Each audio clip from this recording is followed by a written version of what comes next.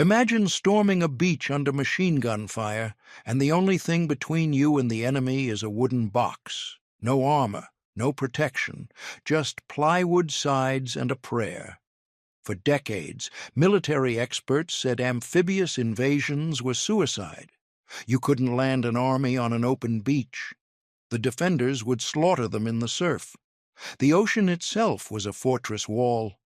Then one man built a boat so simple, so crude, that the United States Navy laughed at it. They called it fragile. They called it a death trap. They said it would never work. That boat carried more Allied troops to combat than any other type of landing craft in the war. It landed armies on the beaches of North Africa. It stormed the islands of the Pacific. And on June 6, 1944, it delivered 135,000 men into the teeth of Hitler's Atlantic Wall. Years later, General Dwight Eisenhower, the supreme Allied commander, would credit Higgins with winning the war. He told historian Stephen Ambrose that if Higgins had not designed and built those boats, the Allies never could have landed over an open beach. The whole strategy of the war would have been different. Even Hitler reportedly took notice. According to wartime accounts, he bitterly dubbed Higgins the new Noah. This is the story of the most forgotten hero of World War II. Andrew Jackson Higgins was born on August 28, 1886, in Columbus, Nebraska. He was not a polished man. A Life magazine article from 1942 summed up his early years with brutal honesty. Two things seem almost certain, it said. Higgins was interested in boats at a very young age, and he fought at the drop of a hat. He was Irish, he was stubborn, and he had a mouth that could strip paint off a battleship. Higgins drifted south, entering the lumber business in Mobile, Alabama. By 1922, he had formed his own company in New Orleans, importing hardwood from the Philippines, Central America, and Africa. He built a fleet of sailing ships to haul his timber. To service that fleet, he opened a boatyard. Then came the problem that would change history. The Louisiana bayous were a nightmare. Shallow water, submerged logs, tangled vegetation. Oil drillers and trappers needed boats that could navigate these swamps, but conventional propellers were useless. They snagged on debris, they stuck in the mud, they broke. Higgins studied the problem obsessively. He took a correspondence course in naval architecture, and in 1926 he designed something new. He called it the Eureka. The Eureka was a flat-bottomed shallow draft boat with one critical innovation. The propeller was recessed into a protective tunnel in the hull.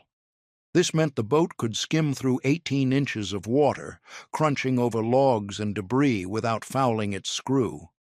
But Higgins added something else.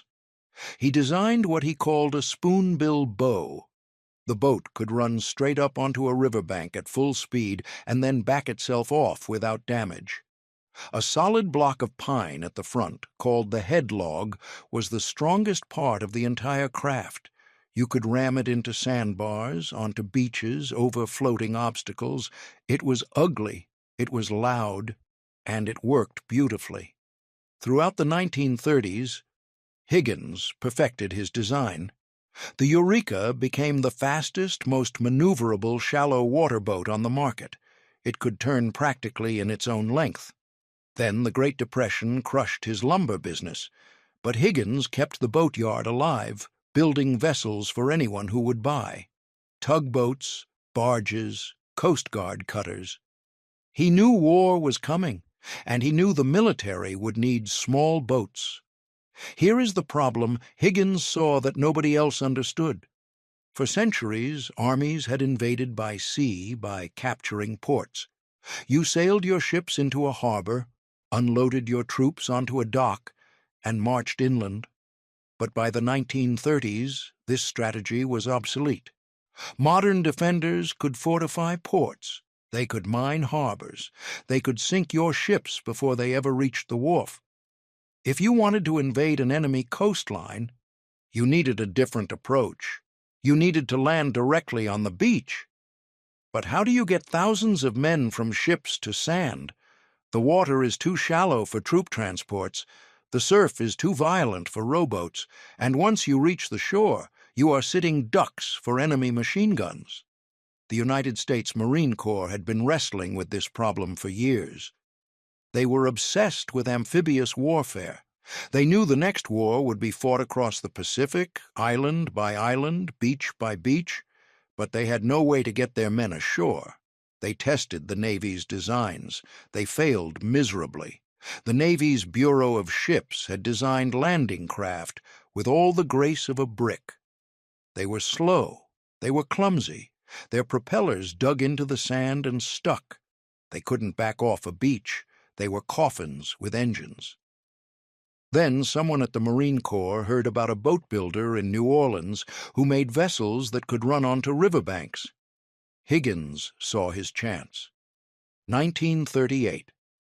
Higgins traveled to Washington to pitch his Eureka boat to the Navy. The Bureau of Ships was skeptical. Who was this outsider from Louisiana? Some swamp boat builder with no military contracts? They had their own designs. They didn't need help from a nobody.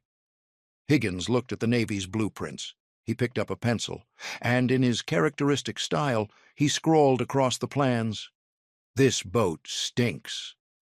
AJH. The Navy was not amused, but Higgins demanded a competition. Put his boat against theirs. Let the results speak. The Marines pushed for a fair trial. They had seen enough Navy failures. In February 1939, Higgins got his chance. His Eureka boat went head-to-head with the Navy design. It was no contest. The Eureka surpassed the Navy boat in every test. It was faster. It was more maneuverable. It could beach and retract without getting stuck. But there was one fatal flaw. The men had to climb over the sides. When you're storming a beach, every second counts. Climbing over the gunwales was slow. It was awkward, and worst of all, it exposed the troops to enemy fire at the moment they were most vulnerable. They needed a way to get off the boat fast, facing forward, ready to fight. 1937. Halfway around the world, the Japanese were invading China. Navy and Marine Corps observers in Shanghai noticed something interesting. The Japanese landing craft had a ramp at the front. The bow dropped down, and troops charged straight off onto the beach. A young Marine lieutenant named Victor Krulak was paying close attention. He took photographs. He made sketches. He brought the intelligence back to Washington. When Krulak showed Higgins a picture of the Japanese ramp boat, something clicked. Higgins called his chief engineer. "Build me a mock-up," he said. "I want to see it when I get back." Within 1 month, Higgins had modified his Eureka with a bow ramp. He tested it on Lake Pontchartrain. It worked perfectly. May 1941. The Navy and Marines traveled to New Orleans to inspect Higgins' ramped landing craft. They told him they also needed to discuss plans for a tank lighter, a larger craft capable of landing a tank directly on a beach. Higgins had different ideas. Instead of plans, he told them, "I'll have a working boat."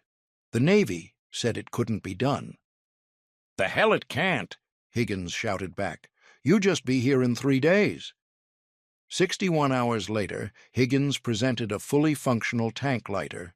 He had designed and built it from scratch while the Navy was still filling out paperwork. The Navy had spent 20 years trying to build an effective tank landing craft and failed. Higgins did it in 3 days, September 11th, 1940. The final competition, Higgins' boat versus Navy design. This time the results were humiliating for the Bureau of Ships. The Higgins boat completed every task flawlessly. The Navy's design couldn't even reach the beach. It was over. On November 18th, 1940, Andrew Higgins won the contract. But the bureaucrats didn't go quietly. The Bureau of Ships loathed Higgins. They had invested years in their own designs. They had careers to protect. They continued to push their inferior boats, even as Higgins' craft outperformed them in every test. They rejected his improvements. They delayed his orders. They nickel and dimed his contracts. American soldiers were dying because the Navy couldn't swallow its pride. Higgins fought back the only way he knew how. He went public. He called the Bureau's tank lighter god-awful. He accused them of prejudice against his company. He said their red tape and Civil War methods were costing American lives. Enter Harry Truman. Senator Truman from Missouri was running a committee to investigate waste and corruption in the war effort. When he heard about the Navy's stubborn resistance to a superior boat design, he launched a full investigation. The Truman Committee's findings were devastating. The Bureau of Ships has, for reasons known only to itself, stubbornly persisted for over 5 years in clinging to an unseaworthy tank lighter design of its own. Higgins Industries did actually design and build a superior lighter. The committee accused the Bureau of flagrant disregard for the facts, if not the safety and success of American troops. The dam broke. The contracts flooded in. What happened next was one of the most remarkable industrial explosions in American history. In 1938, Higgins Industries was a single boatyard with 75 employees. By 1943, he operated 7 manufacturing plants, employing more than 20,000 workers. At the peak of production, his factories were launching 700 boats a month. But Higgins had a labor problem. Every able-bodied young man was being drafted to fight. The factories needed workers, and there weren't enough white men to fill the lines. Andrew Higgins did something remarkable for 1940s New Orleans. He hired everyone: white men, black men, women, the elderly, the disabled, anyone who could do the job, and he paid them all the same wage. This was the first racially integrated workforce in New Orleans history. In a city that still enforced Jim Crow segregation, Higgins put black workers and white workers side by side on the same assembly lines. They earned equal pay for equal work. His workers responded by shattering production records. They won the Army-Navy E Award, the highest honor the military could bestow on a company, not once, but multiple times. By September 1943, Higgins Industries had designed or built an astonishing 92% of the Navy's nearly 14,000 landing craft and small vessels. When it came to getting men from ship to shore, America was running a Higgins Navy. Now let me explain why this wooden box was a masterpiece. The LCVP, Landing Craft Vehicle Personnel, the Higgins boat, 36 feet long, 11 feet wide, built from plywood and steel. It could carry 36 combat-equipped soldiers, or a jeep with 12 troops, or 8,000 pounds of cargo. The key was simplicity. The shallow draft meant the boat could float in just 3 feet of water. The protected propeller could operate over sand and debris without fouling. The flat planning sections aft gave it speed and stability, and the headlog, that solid pine block at the bow, let it crash onto a beach at full throttle without destroying the hull. Then there was the ramp. Made of steel, it dropped in seconds. 36 men could charge off the front of the boat in under a minute. No climbing over sides, no wasted time. The boat could disembark troops, reverse off the beach, and return to the transport ship for another load in 3 to 4 minutes. It was fast, it was cheap, and you could build thousands of them. June 6, 1944, D-Day. In the early morning darkness, more than 135,000 Allied troops prepared to storm the beaches of Normandy, France. It was the largest amphibious invasion in human history. 5 beaches, 5,000 ships, 150,000 men, and thousands of vehicles, and carrying them to shore, an estimated 1,500 or more Higgins boats. The soldiers climbed down cargo nets from their troop transports and dropped into the waiting landing craft. The boats pitched and rolled in the cold gray swells. Diesel fumes and seasickness, the smell of fear. Then the keels scraped sand. The ramps dropped. On Omaha Beach, the most heavily defended sector, the slaughter was horrific. German machine guns swept the shoreline. 81 Higgins boats were destroyed or damaged that day, 55 of them at Omaha alone. But the boats kept coming, wave after wave. They delivered men faster than the Germans could kill them. The beachhead held, the invasion succeeded, and the war turned. The Higgins boat didn't just land troops at Normandy.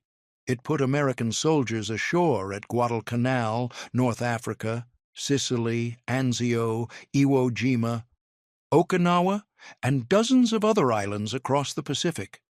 It crossed the Rhine River into Germany in March 1945.